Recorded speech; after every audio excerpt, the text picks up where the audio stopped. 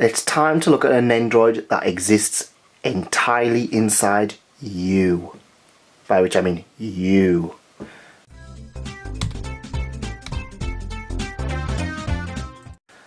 Hello and welcome to That Man. This is some merchandise and I'm really excited to announce that we have white blood cell, or the Neutrophil, from Cells at Work and kind of Cells at Work Black. I really love this series, and as soon as they put this one up I was like, yes, I really want it. However, it's an interesting one because it's one of those series where I was really into it when it came out, and as time's gone on I kind of was like, I'm not really that fussed. I'd already pre-ordered this quite some time ago, so I was like, yeah, I kind of can't back out now, and I'm hoping that this will actually get me re-energized and want to catch up. Cells at Work was an interesting series in that it took place entirely inside of the body, and I was really excited when I was reading it, well, watching it originally, and then I started reading it week on week, and yeah, I caught up in that very quickly, and then I started reading Cells at Work Black, which is absolutely amazing, and I really recommend that you check it out. Anyways, enough rambling about Cells at Work. Let's have a look at the white blood cell number 979, Neutrophil. And there we have him, looking like a white blood cell in human form. I really like the look of this figure. In fact, I really love the way they've done his hair. Wow, that is a really nice hair design. And it's quite, I mean, it's a basic kind of design, but it really captures the character. He's got his white/grey overalls. I kind of, in my opinion, I kind of wish that they had more blood on it, but that's just me. His hat comes apart as well as his face, so you can kind of change them like that. Yeah, and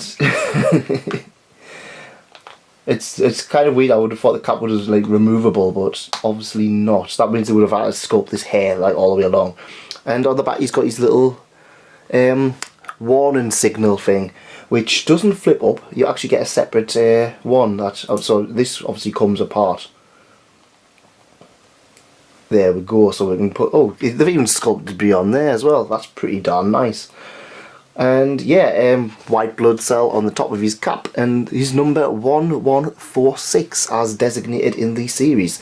His arms are different because they're more posable than the other ones. Normally you kind of just get normal kind of poses that's static, but there's a reason for this, is that nearly all of this bit of the arm here is interchangeable, which is pretty darn cool, at least in my opinion. So let's have a look at one of his other poses, shall we? Here is an interesting looking face. Obviously it's for white blood cell, but it's also got a little plush. That is cute. That is really cute.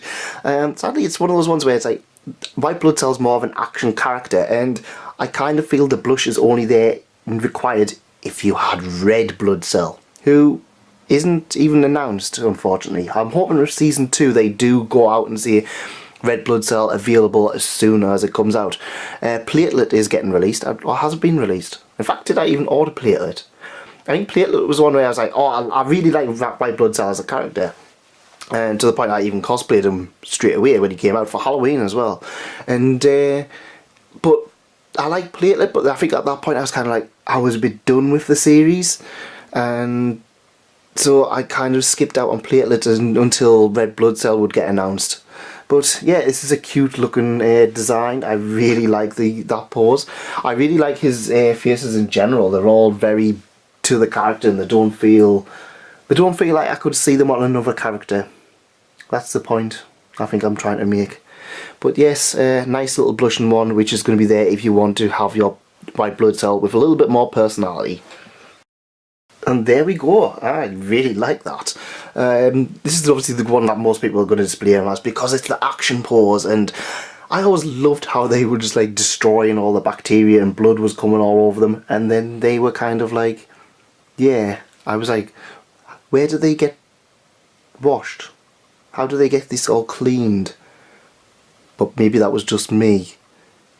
They probably got thousands of stuff like that. But it's a really nice action pose, and it's a really nice figure. It's quite light on the accessories. What I was quite interested with is how easily that bit, like these arms came apart, but they're quite difficult to put back on. Well, it wasn't an issue, and obviously he's got his whole thing. Ding, ding, ding. There's a monster or something like that. I guess. Maybe. Who knows? I don't read Japanese, unfortunately. I can't remember what it even said on the anime. That's over to you guys. Anyways, that's it from me. If you enjoyed this, why not leave a like? Why not subscribe? That'll really help the channel. And if you enjoyed this, there's plenty more stuff like this out there.